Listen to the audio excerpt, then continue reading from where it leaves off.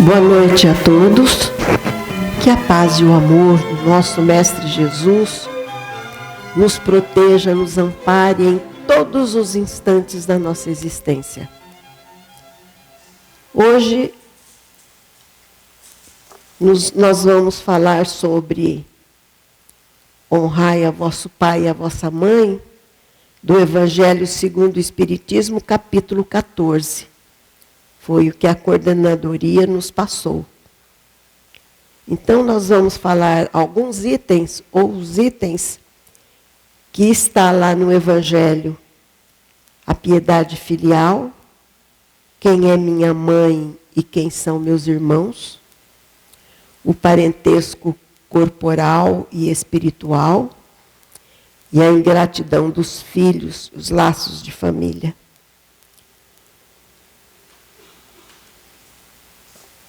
Honrar a vosso pai e a vossa mãe é o quarto mandamento da lei de Deus, promulgada sobre o Monte Sinai por Moisés, e que mais tarde os 10 mandamentos foram reduzidos, compactados por Jesus em 2 mandamentos, e que são amar a Deus sobre todas as coisas e o próximo como a nós mesmos.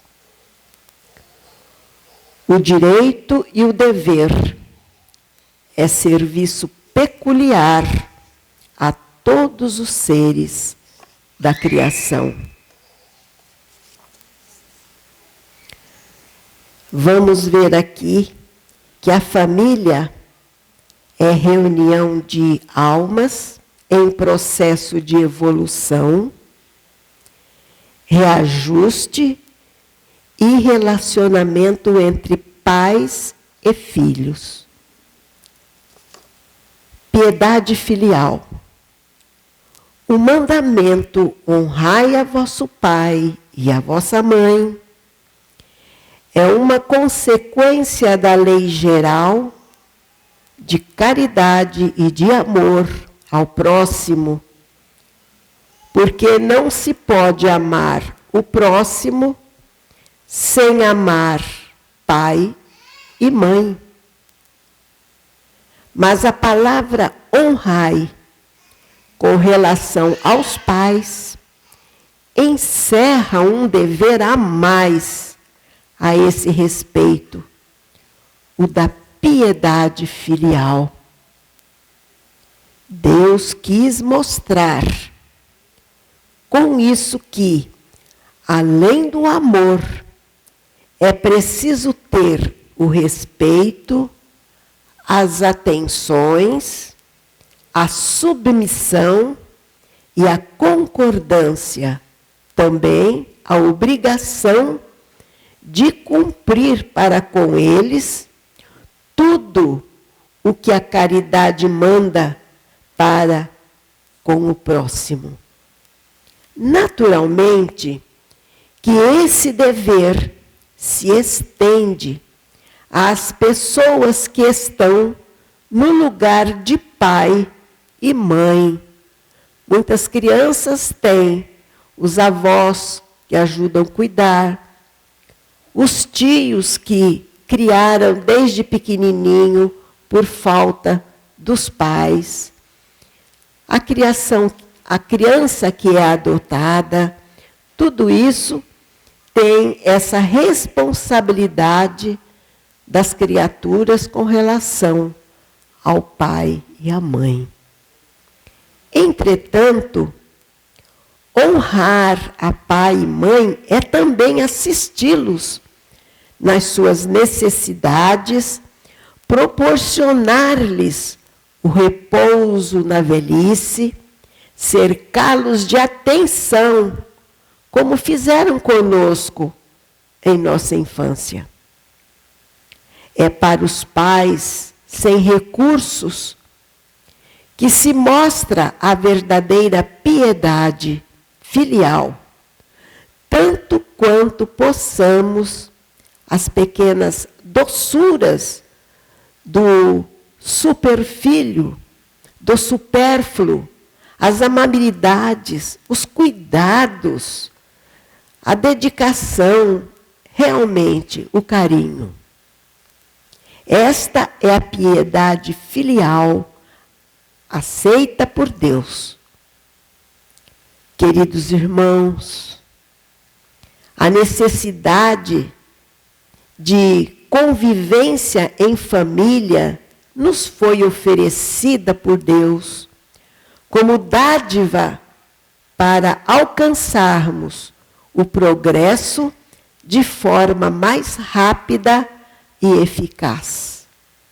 É na família que vamos encontrar os recursos necessários para o burilamento das nossas mazelas e o bálsamo para suportar as lutas diárias. Na família, nós encontramos afetos e também desafetos, de acordo com os compromissos ou pagamentos em parcelas das dívidas contraídas em outras existências e que muitas vezes foram acumuladas ao tempo de nossa jornada evolutiva, visto que somos espíritos eternos e já tivemos incontáveis existências, já formamos incontáveis famílias dentro de uma linha infinita de evolução. E essa é a razão da afirmação que somos uma grande família universal. Por isso, a pergunta de Jesus: quem é minha mãe e quem são meus irmãos? Essa pergunta foi feita por Jesus quando se encontrava à casa rodeado de um grande número de pessoas que o seguiam e mais os seus discípulos. Eram tantas que não podiam mesmo tomar seus alimentos, a sua refeição. Entretanto, sua mãe e seus irmãos, tendo vindo e ficado do lado de fora por causa da falta de espaço na sala, já cheia de pessoas, mandaram chamá-lo. O povo ali, sentado ao redor, lhe disse: Senhor, vossa mãe e vossos irmãos estão lá fora vos chamando. E qual foi mesmo a resposta de Jesus? Quem lembra? Pode falar. Quem é minha mãe e quem são meus irmãos? Jesus falava essas palavras correndo o olhar pelos que estavam ali e disse, completando, e disse-lhes completando: eis minha mãe e meus irmãos, porque todo aquele que faz a vontade de Deus, este é meu irmão, minha irmã e minha mãe.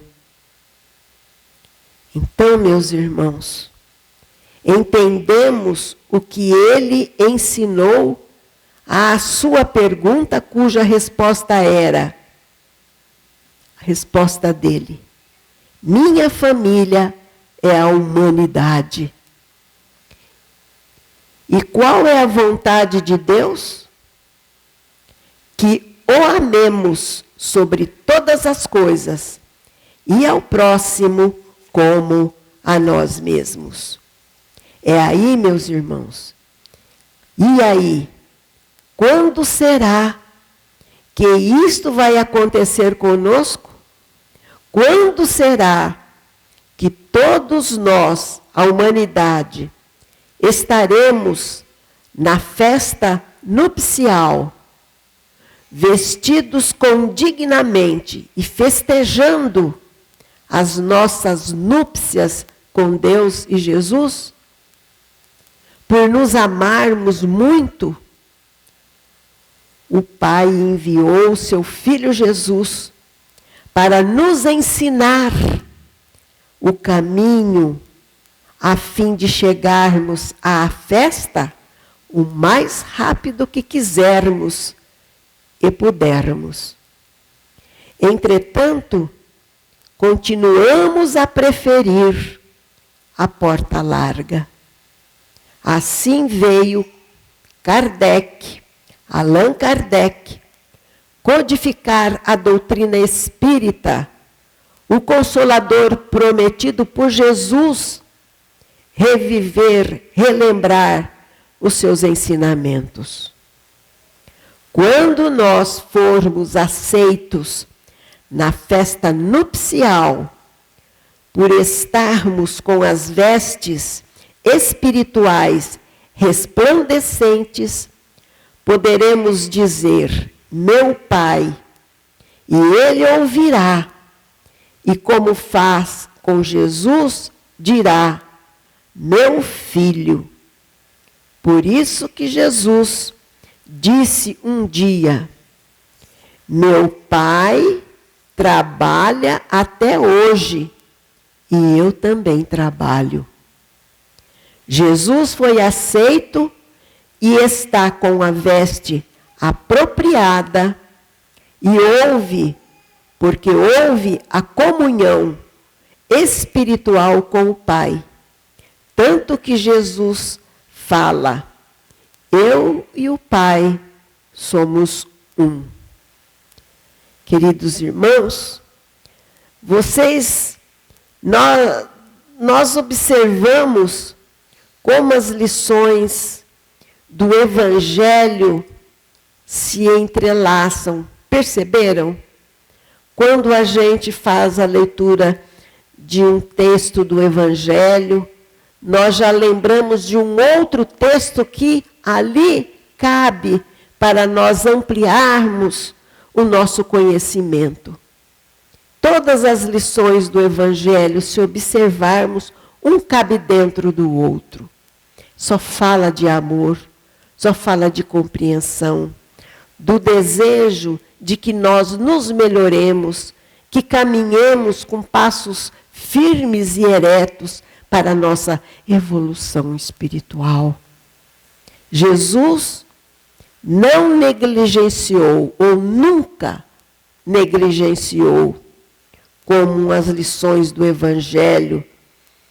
Jesus, em nenhuma ocasião, negligenciou de dar um ensinamento, de falar do Pai, de ensinar, de falar do perdão.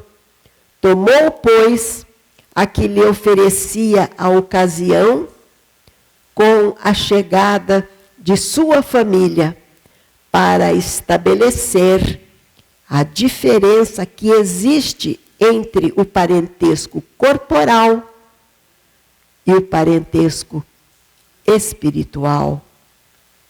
O parentesco corporal e o parentesco espiritual, nós vamos ver que há duas espécies de famílias. As famílias pelos laços, como já dissemos, espiritual, e as famílias pelos laços corporais. A primeira, as espirituais, são duráveis, se fortalecem pela depuração e se perpetuam no mundo dos espíritos através de diversas migrações da alma. As segundas são frágeis, como a matéria se extingue com o tempo e frequentemente se dissolvem moralmente desde a vida atual. Foi isso que Jesus quis dizer ou quis fazer compreender em dizendo aos seus discípulos: eis minha mãe e meus irmãos, eis minha família pelos laços do Espírito, porque quem quer que faça a vontade de meu Pai é meu irmão, minha irmã e minha mãe. Na realidade, os irmãos de Jesus eram hostis a ele. Estavam ali para se apoderarem dele, porque achavam que Jesus havia perdido o Espírito. E Jesus conhecia os sentimentos deles a seu respeito. Era natural que dissesse, falando aos seus discípulos do ponto de vista espiritual. Ele generaliza o ensinamento, o que não implica dizer que de nenhum modo que tenha pretendido que sua mãe, segundo o corpo, não lhe era nada como espírito, e que não tivesse por ela senão indiferença. Sua conduta, em outras circunstâncias, provou suficientemente o contrário. Vamos lembrar a sua preocupação com sua mãe, que lá no alto da cruz, Jesus a entrega aos cuidados de João, e também entrega João aos cuidados de sua mãe. Mãe, eis aí teu filho. João, eis aí tua mãe. Então a preocupação de Jesus era essa com a mãe e com o seu irmão João, irmão espiritualmente, que é o João Evangelista. E ele era jovenzinho na época. Então, um iria cuidar do outro. Ela não ia ficar sozinha. E ele também não. Aí vem outro item do Evangelho, que é a ingratidão dos filhos e os laços de família.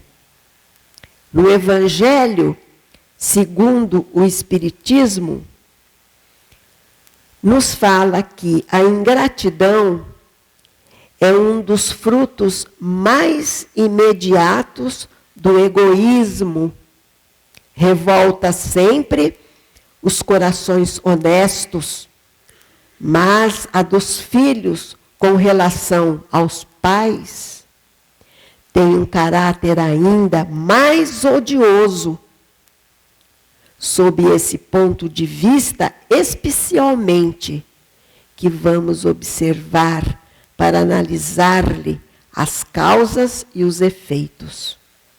O Espiritismo veio lançar luz sobre um dos problemas do coração humano. Qual a causa da ingratidão no coração do homem? A ingratidão é provocada pelo egoísmo, sentimento próprio dos espíritos ainda endurecidos, imperfeitos.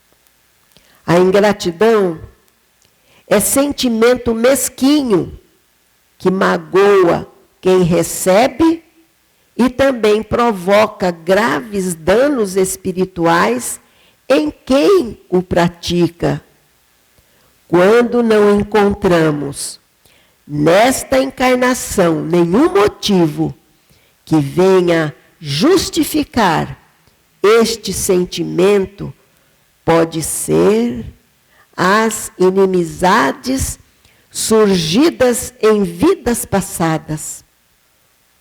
Sim, trazemos de outras existências essa animosidade que deverá ser dissolvida na convivência em família. O Conselho Federativo Nacional da Federação Espírita Brasileira aprovou no final do ano de 1993 e com início em 1994, a implantação do programa Viver em Família. Aperte mais esse laço. Se referindo ao trecho do Livro dos Espíritos, onde Kardec mostra que os laços de família são importantes e indispensáveis melhorar os laços sociais. A família, em última palavra, é o antídoto contra o egoísmo, onde aprendemos a tolerância, abnegação, cooperação e tantas outras virtudes que após passaremos a exercê-las além das paredes de nossa casa. Vamos desenvolver essa atitude, essa maneira de ser, fora, no nosso trabalho, na rua, na casa dos amigos, em todos os lugares, seremos assim, criaturas educadas, tolerantes, abnegadas para com os nossos amigos, aqueles que porventura venham se considerar ou se consideram nossos inimigos. Esse programa Viver em Família aperta mais este laço, pede para que ensinemos o culto cristão no lar, que é muito importante. E a casa fez ali na parede, quem puder depois ao sair, leia com atenção, dá as boas-vindas e fala desse programa Viver em Família, aperte mais esse laço. Ocorre a ingratidão quando esperamos algo em troca, seja consciente ou inconscientemente. Se fazemos algo desinteressadamente e não esperamos nada em troca, não vamos sentir a ingratidão, pois afetará, e com isso não sentiremos, não nos afetará, e com isso não sentiremos mágoa ou outro tipo de sentimento, assim como a ingratidão com relação à ingratidão dos filhos para com os pais.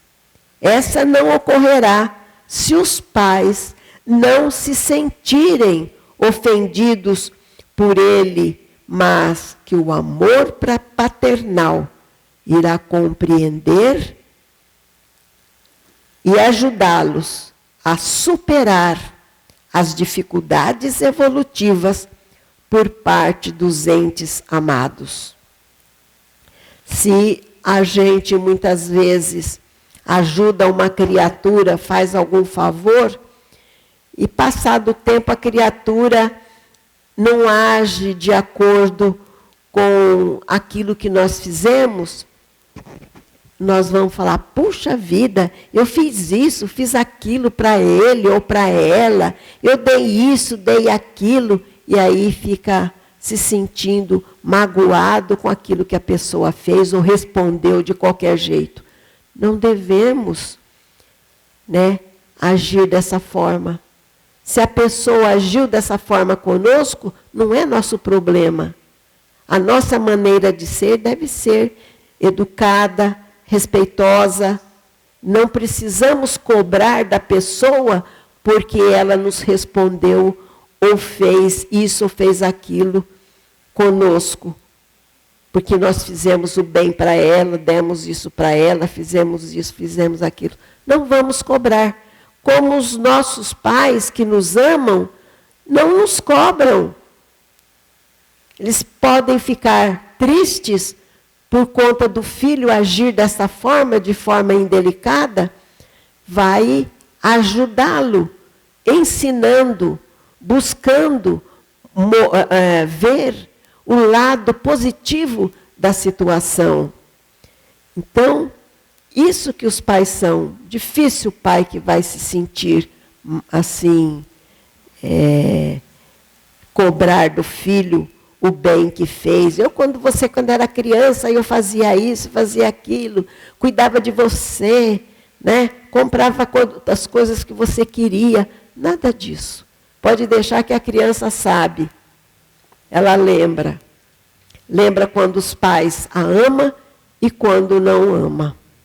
Ou melhor, quando não trata da forma como ela gostaria que fosse tratada.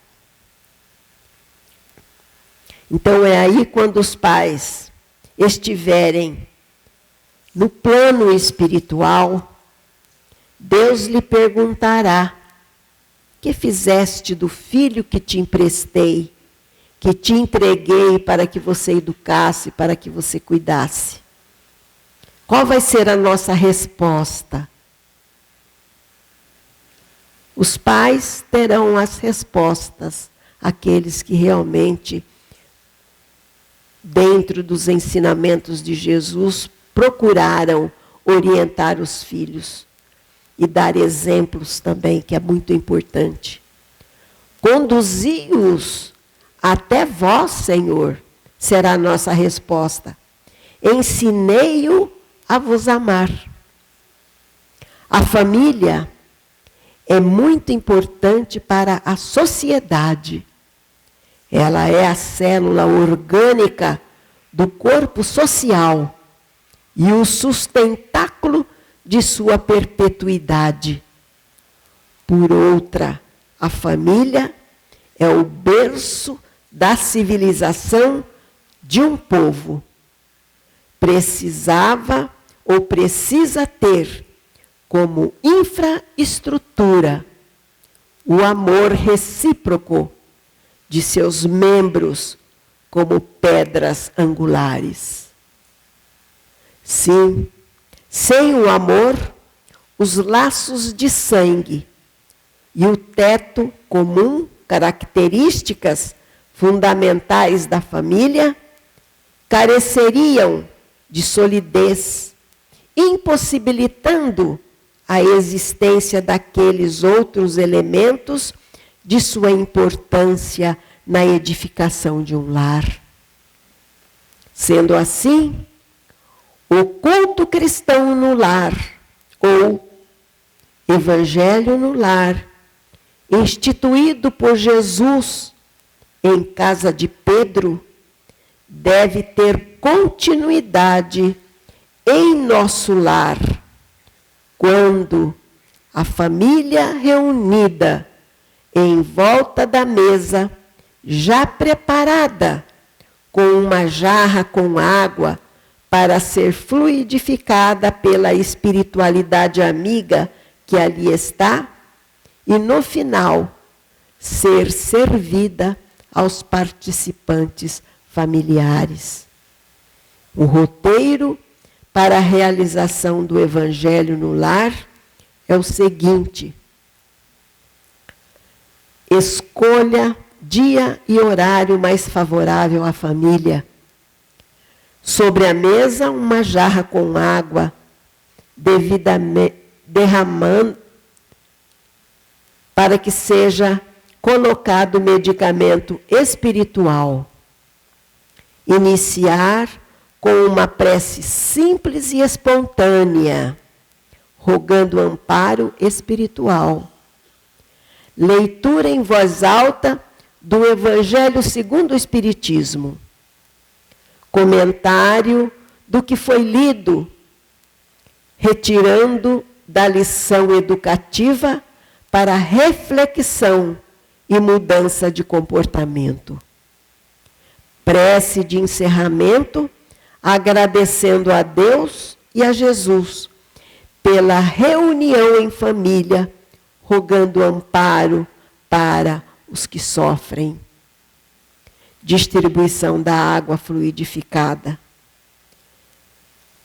Nós temos na nossa casa uma equipe que, quando há necessidade ou quando precisa, quando somos solicitados, a equipe vai na casa da pessoa e faz o evangelho no lar, ensinando essa pessoa. Observando ainda na lição ingratidão dos filhos e os laços de família, o papel dos pais é colocar todo o amor em aproximar essa alma de Deus, falando do Pai, falando de Jesus, ensinando a orar, ser íntimo esse assunto para a criança, participando também, a criança, do Evangelho no lar, lendo sempre uma página de um livro espiritual infantil, que temos aí na nossa livraria, que temos também na biblioteca desta casa. Essa é a missão dos pais e também dar sempre bons exemplos. Um dos exemplos que há muitos anos nos foi contado, um pai de família muito humilde, ele saía de madrugada para o trabalho e voltava tarde da noite, porque muitas vezes ele fazia hora extra. E era muito longe o seu trabalho, e ele vinha a pé para não gastar com ônibus. Então ele vinha a pé. Quando ele saía, o filho ainda estava dormindo. E quando ele chegava, o filho estava dormindo. Então ele combinou, mas ele, quando ele chegava, ele entrava no quarto do filho e sempre dava um beijo e fazia uma prece. E ia jantar, depois ia dormir. Ele conversando com o filho e o filho dizendo: pai, eu quase não vejo o senhor. Ele falou assim: porque o papai precisa ir trabalhar para ganhar o dinheirinho, para nós nos alimentarmos. Mas o papai, quando chega, ele vai sempre no seu quarto, faz uma prece, dá um beijo na sua testa e pede sempre a proteção de Deus e de Jesus, do seu anjinho da guarda para te proteger. Você não observou que sempre na ponta do seu cobertor tem um nozinho? É, pai, eu vi. Tem sempre um nó na ponta do meu cobertor. Pois é, eu sempre faço esse nozinho para você saber que o papai esteve aqui te abençoando. Então, essa criança, ela nunca dava problema na escola. Era uma criança alegre, feliz, porque ela sentia o amor do pai para com ela. Na conversa aos sábados, aos domingos, estava sempre com o pai sempre ensinando, saía com o filho. E havia sempre essa ligação, esse entrosamento entre pai e filho. Então, a professora, numa reunião, comentou isso daí, né? Dizendo que aquela criança era uma criança que nunca deu problema, embora outras crianças eram muito danadas, dava problema, falava nome feio, respondia. E aquele menino era um menino muito educado, prestava bem atenção nas aulas. Então, a professora, na reunião de pais, o pai disse que ele não tinha tempo de estar sempre com o filho, era só no final de semana, mas nos dias da semana não, porque ele chegava à tarde. Mas ele sempre explicou o que ele fazia, do nozinho que ele dava no cobertor do filho ou no lençol, para mostrar que o pai esteve ali. Então, a professora parabenizou o pai por essa atitude, dando aquela confiança no filho de que o pai estava sempre presente no sentimento, no coração. Ele se sentia amado. Então essa é a missão dos pais e também dar sempre bons exemplos. Há pais que descuidam dos seus deveres e não são para os seus filhos o que deviam ser. Não cabe aos filhos a censura. Não deve o filho censurar o pai, mesmo porque talvez eles mesmos fizeram por merecê-los assim, de ter um pai dessa maneira. Há pais explosivos, há pais intolerantes, pais, portanto, portando vícios, muitos deles sem o conhecimento e a compreensão das leis que ensina que devemos amar até mesmo os nossos inimigos. A vida é um eterno aprendizado. Nunca é tarde para aprender e para mudarmos. Era isso que nós tínhamos para passar para os irmãos, buscando assim a harmonia em família, compreender uns aos outros, compreender os nossos filhos, que muitas vezes agem de forma errônea, embora os ensinamentos, não sabemos o que foi que aconteceu numa existência atrás, para ele ser uma criatura revoltada. Os pais têm que ter muita paciência, orar muito, pedir pelo anjo de guarda do filho, ajudá-lo, mentalizar sempre pensamentos positivos, imagens de Jesus ao lado do filho. Quando o filho sai, mentalizar Jesus ao lado do seu filho, conduzindo-o para onde ele vai. Que muitas vezes, principalmente, jovenzinhos já querem sair sozinhos, querem ir aqui e ali. Então, em vez de ficarmos com aquela preocupação, pensando só coisas negativas, ai, o que será que vai acontecer? Vamos ter confiança em Deus, em Jesus, e buscarmos mentalizar, criar, que a nossa mente é poderosa, criar imagens positivas, Jesus ao lado dos nossos filhos, Jesus ao lado do marido, Jesus ao lado da esposa, ter sempre essa conexão com a esfera superior. Então, nós gostaríamos de mostrar para vocês, se vocês puderem adquirir este livro, A Vida em Família, de Rodolfo Caligares. É um livro maravilhoso para a família ler. Chama-se A Vida em Família, de Rodolfo Caligares. Muito importante para todos nós lermos, dar de presente para quem está ficando noivo, quem casou, para um amigo, uma amiga, dar sempre esses tipos de livros. E também de Adenauer Novaes, Evangelho e Família, ótimo também. Fala da educação da família, dos filhos, dos jovenzinhos, da criança. Então é muito importante como que devemos conversar com os nossos filhos, quando ele é nervoso, quando ele é assim, quando ele é assado, como que nós devemos iniciar uma conversa. Então isso nos ajuda muito. Vocês que são pais, vocês que são mães, então vocês vão poder conversar entre vocês para saber como lidar com aquele filho que às vezes é rebelde, é difícil de se tratar com ele, embora os ensinamentos de Jesus. Então, nós damos aqui o nosso boa noite e que a paz de Jesus envolva o coração de todos, trazendo muito equilíbrio, muita serenidade, muita paz, fazendo cada um de vocês, uma vez por semana, o culto do Evangelho no lar.